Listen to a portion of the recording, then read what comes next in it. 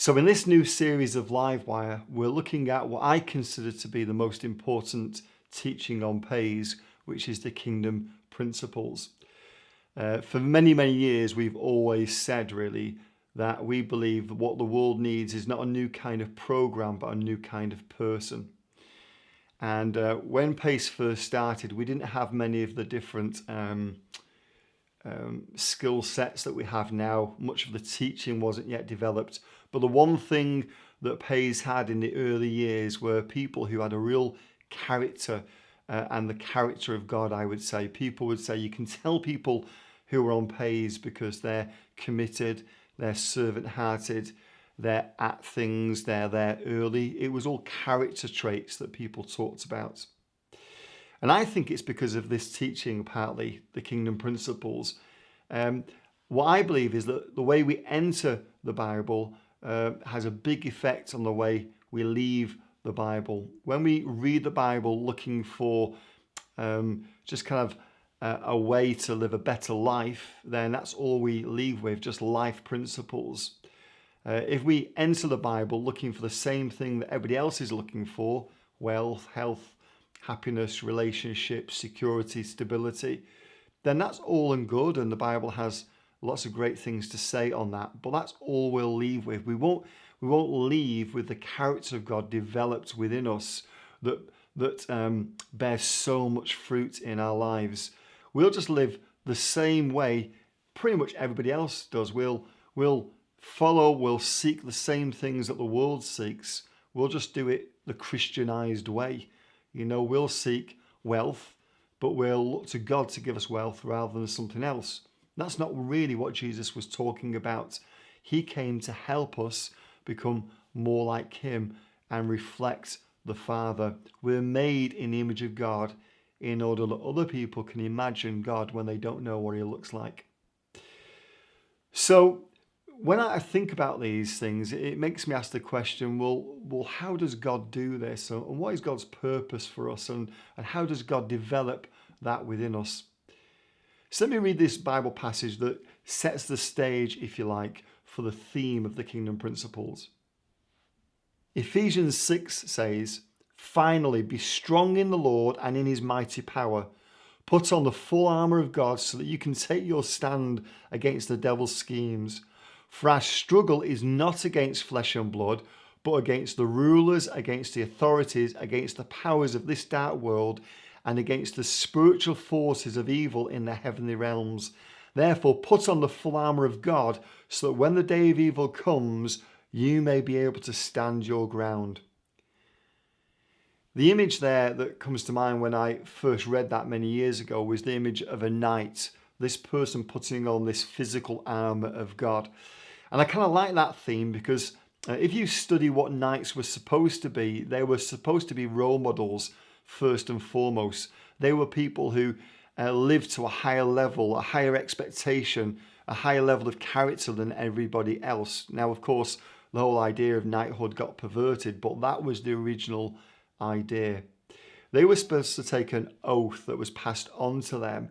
And I'm going to show you a video clip from a film called The Kingdom of Heaven. And it has what is historically a pretty accurate kind of oath that a knight would take. So this is a father about to die, and so he knights his son.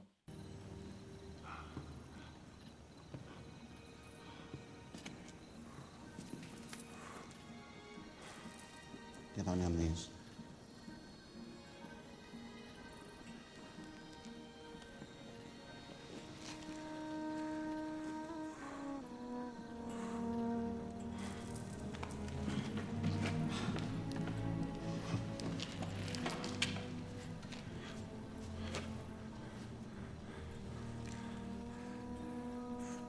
Be without fear in the face of your enemies. Be brave and upright, that God may love thee. Speak the truth, always, even if it leads to your death. Safeguard the helpless and do no wrong. That is your oath.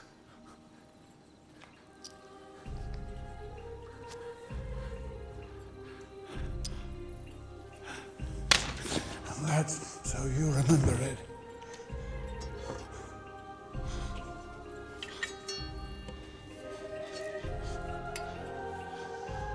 despise a knight and baron of Ibelin.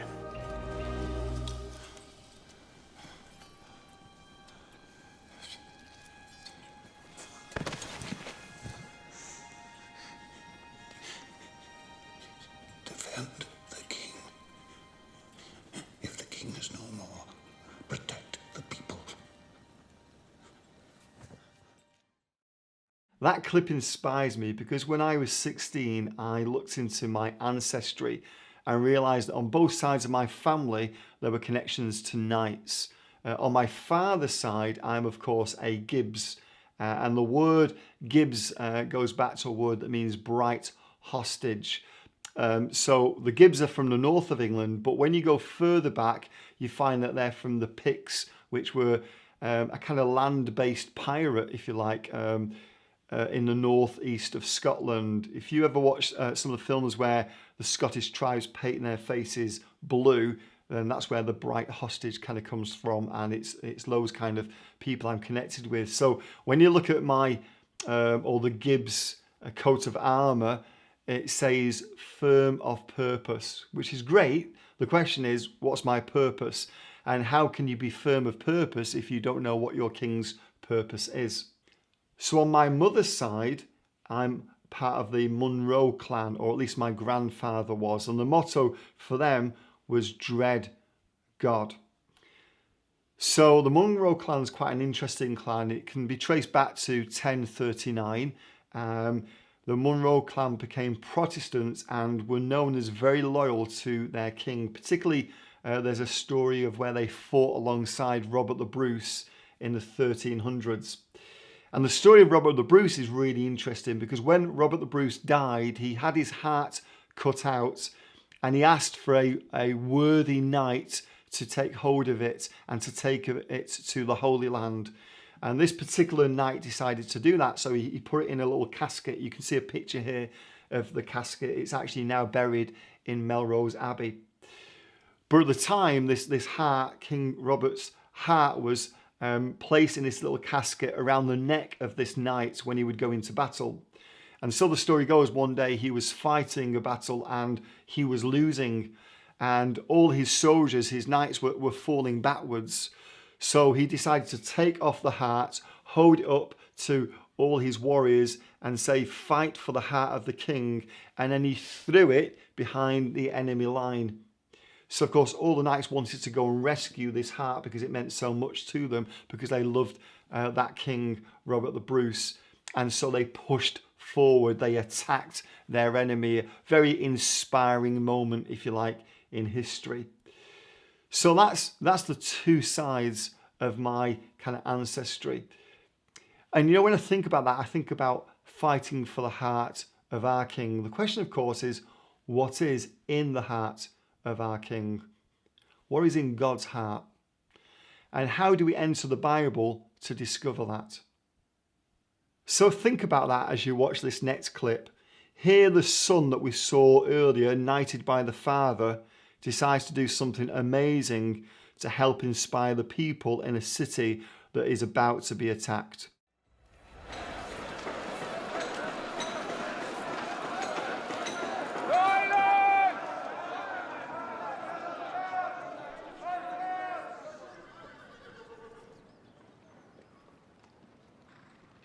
It has fallen to us to defend Jerusalem, and we have made our preparations as well as they can be made. None of us took this city from Muslims. No Muslim of the great army now coming against us was born when this city was lost. We fight over an offense we did not give, against those who were not alive to be offended. What is Jerusalem? Your holy places lie over the Jewish temple that the Romans pulled down. The Muslim places of worship lie over yours. Which is more holy? The wall? The mosque? The sepulchre? Who has claim? No one has claim. All have claim. That is blasphemy. Be quiet. We defend this city, not to protect these stones, but the people living within these walls.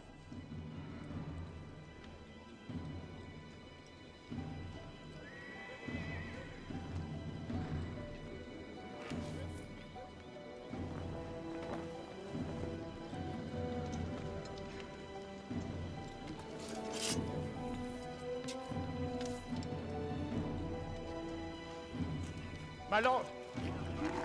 My lord! My lord! How are we to defend Jerusalem without knights? We have no knights! Truly.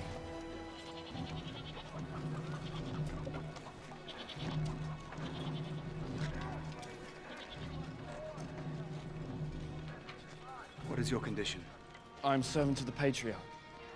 He's one of my servants. Is he? You were born a servant. Kneel.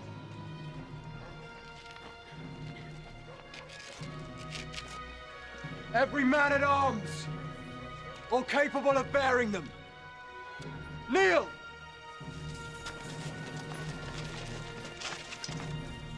On your knees!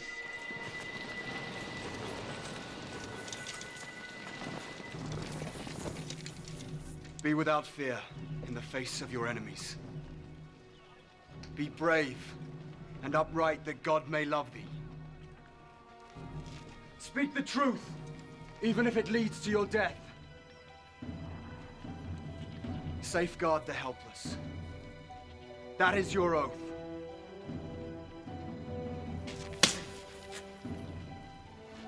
And that is so you remember it. Rise a knight! Rise a knight!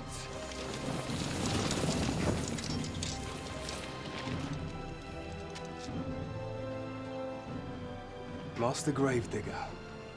It is you. Not what I was, nor are you. Rise a knight. Who do you think you are? Will you alter the world? Doesn't making a man a knight make him a better fighter?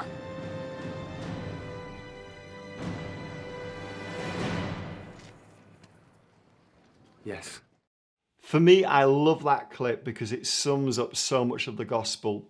In it, the son bows the knee to the Father and then knights anybody who will bow the knee to him. I just think that sums up the gospel so incredibly well, that as we bow the knee to Jesus, he passes on the oath that he's taken on board. He recruits us to his mission. Okay, let's look at our first workshop. Please discuss these 3 questions. What did it mean to knight someone? You might want to do a little bit of research on that. Why do you think it was such a powerful tool to motivate people? And what motivates you to fight for the heart of God?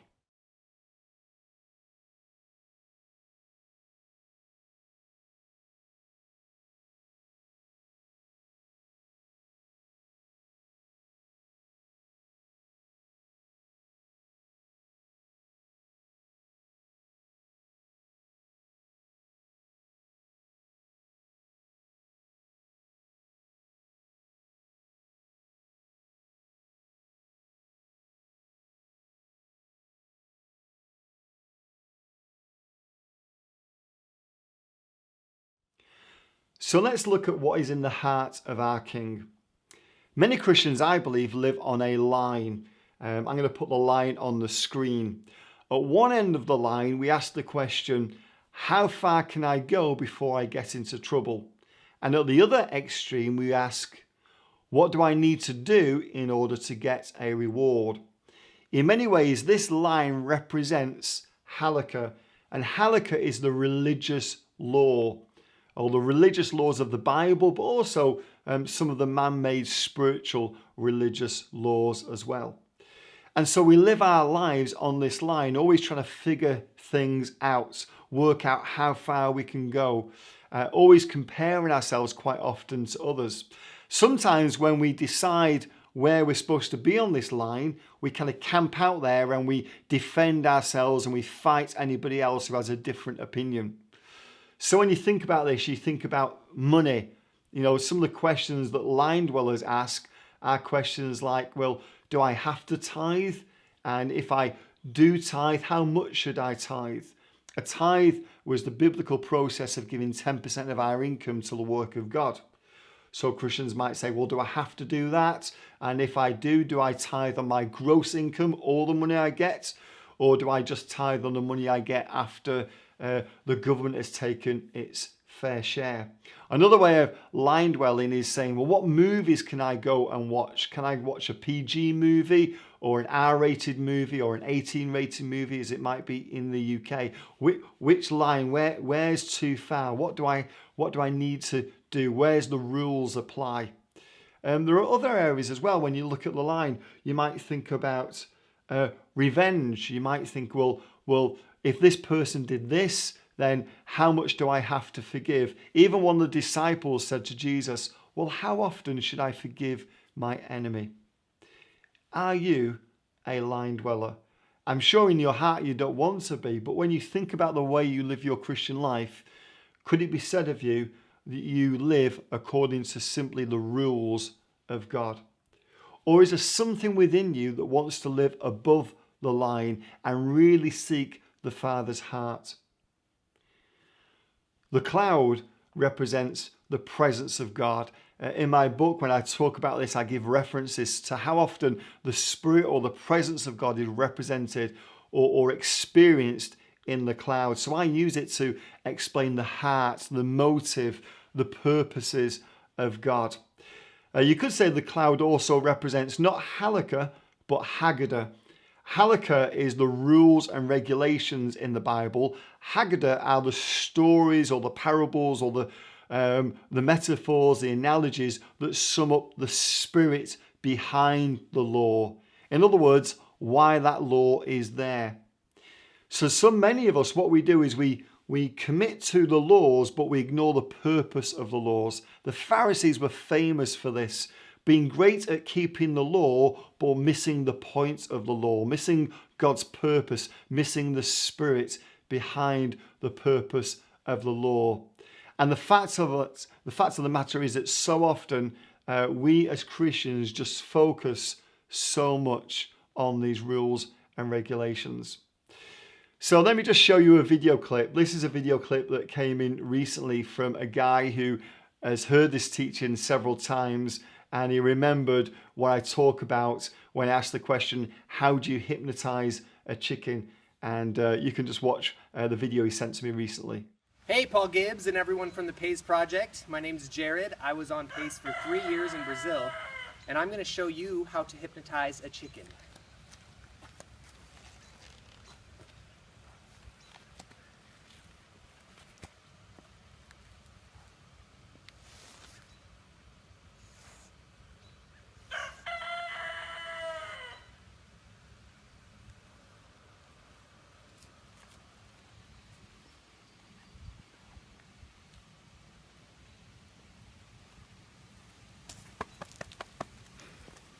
There you go. So in case you missed it, what I told him is this, is the way you hypnotize a chicken is you put a chicken on the ground and you get some chalk or something and you draw a line so the chicken stares at the line, and once it's doing it, you basically hypnotize the chicken. It can't move unless you break its focus. The question is, how do you hypnotize a Christian? Well, basically you do the same thing. The devil knows that the way to hypnotize you is to get you to focus on the line, to get you to focus on the rules, and to get you to focus on your rights. If the enemy can get you to focus on your rights, he will hypnotize you spiritually. You'll never be able to live above the line because you'll just be focusing on what you should or should not do and what others should or should not do for you. So let's just look at two very simple questions before we carry on. After you've watched the video, How to Hypnotize a Chicken, ask these questions. Can you think of an instance when you were hypnotized by working out what is right and what is wrong? And secondly, how might line dwelling debilitate you spiritually. So have you ever been frozen and unable to move forward in your spiritual walk, even for a short period of time, because you've been caught up in the rules and the regulations and your rights and the wrongs done to you? Just spend a few minutes looking at that, and then we're going to look at our final part of our introduction to the Kingdom Principles.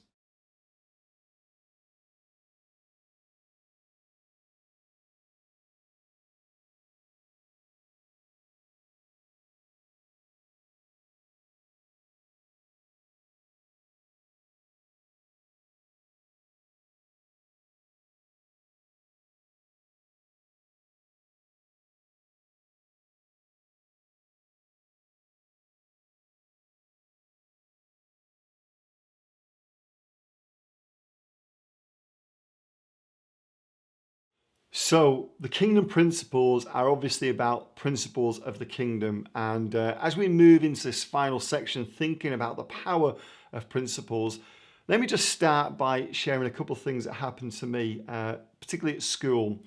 I had a teacher called Mr. Newbury, who was the Christian teacher at our school. He was the only one. He was the only one that we knew went to church and followed God. And I remember in a class, one young man asking him this question: what is the biggest sin, or what is the sin that Jesus most hated? What is the sin that Jesus most hated? And I remember the class being quite quiet because everybody was kind of interested in what would this sin be. And he thought about it, and then he said, I think the sin that Jesus hated the most was hypocrisy. And I remember at the time thinking, wow, because I could think of worse things. And I remember thinking, well, I wonder why hypocrisy. I wonder why hypocrisy would bother Jesus so much. And then later on, when I started to do schools work, I was passionate about reaching these young people, even going back into my old school, and of course recruited people to come with me into the schools. And sometimes when I was in schools, the backlash, the thing that most, more than anything else, stopped young people wanting to talk about Christianity. If I would say to them, have you ever thought about going to church? Have you ever thought about praying? The biggest reason young people would say to me that they did not do those things was because Christians are hypocrites. And you know what? They're right. And this is the sad fact of the matter. Not all Christians are hypocrites, but there's enough of a percentage of Christians that are. And many of us, we all struggle, don't we? We all struggle with sin. But the answer is not just to tell people that we're sinners and we're just like them, because we're supposed to be living at a higher level. The answer is to get rid of the hypocrisy in our life. And the reason I think Jesus hated hypocrisy was because it gave people a bad image of what Christ was really looking for. And I saw that when I first started recruiting people into the schools. We would go into the schools and my team would say to the young people, God's called us here because we care about you and we're committed to God and we're committed to you. And then they would leave Pays early. And I would have all these young people coming to me saying, Paul, what's going on? Hypocrisy. That's what was going on. People were saying, I believe in this, but their actions were different. I don't know if you know where the word hypocrisy comes from. I don't know if you realize that Jesus was the only person in the New Testament to refer to hypocrites. And the reason he did, we think, is because where he used to work, he was raised in Nazareth, but nearby Nazareth, there was a city called Zipporah. It's where we think Jesus got most of his work as a carpenter or tekton. When Jesus went there, he would have gone to the theatre that was in Zipporah. And in the theatre is where the hypocrites were. Hypocrites were actors, but they weren't just normal actors you see on TV. They would have masks they would wear in front of their face. And we think there was a little mechanism in the mouthpiece that helps project their voice. So they would wear a mask that represented the kind of person they were pretending to be. So that's where Jesus got the metaphor from. You're like actors. You put on this face, but actually who you are behind that is different. We can't be hypocrites. And this is the reason we say on Pays, we don't believe a new kind of program is going to work. We need a new kind of person. A person who's committed to living above the line. A person who's committed to fight for the passion and the desires and the dreams, if you like, of God. So when we think about that, if it's not about rules and guidelines, if it's not about, rules and rights, what is it really about? Benjamin Franklin said this: "He who shall introduce into public affairs the principles of primitive Christianity will change the face of the world." So why principles? Well, first let's understand that the kingdom of God is not about God's rules, it's about the rule of God. Where the rule of God expands, the kingdom expands. Now that's important. So we need the rules. The rules are important. The law of God is important. In fact, we use the phrase that the law helps us know where we're failing, but it doesn't have the power to help us succeed. So we need to know where we're failing, don't we? Because we don't want to be hypocrites.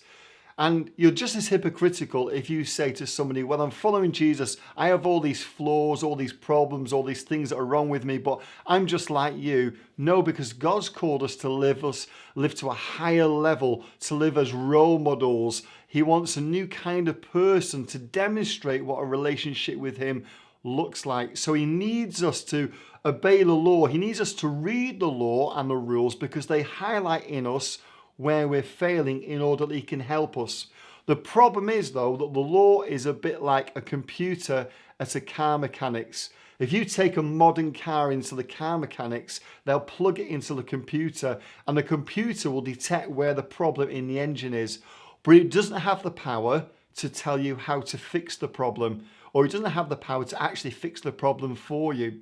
So Benjamin Franklin talks about principles because that's what Jesus taught about. He taught in parables and he taught in principles when he taught about the Spirit of God. The Holy Spirit has the power to create in us the character of God, the character of Jesus. And the best way to explain the Spirit of God is Haggadah, these stories, these parables that contain within them principles. And that's what we're going to be looking at over the rest of this series, the principles of the kingdom that develop the character of God within us. The law tells us where we're failing, but the Spirit can help create within you and I the character of Jesus. So I'm excited about this. And before we look at the rest of our series, before we look at the other episodes, let's finish this episode by looking at our final workshop. What other subjects do you think the cloud and the line could relate to? So I used movies, money, and people, judging people. What other subjects could there be? What would the two extremes be in that scenario? And thirdly, what is the difference between a principle and a rule? Well, hopefully this session has got you intrigued. Maybe you're already very aware of the kingdom principles. Maybe you teach them. But God willing, this will help confirm and help you think more and more about how God is developing his character within you as we go over the rest of this series. Thanks so much for listening. I'll speak to you again soon. Bye.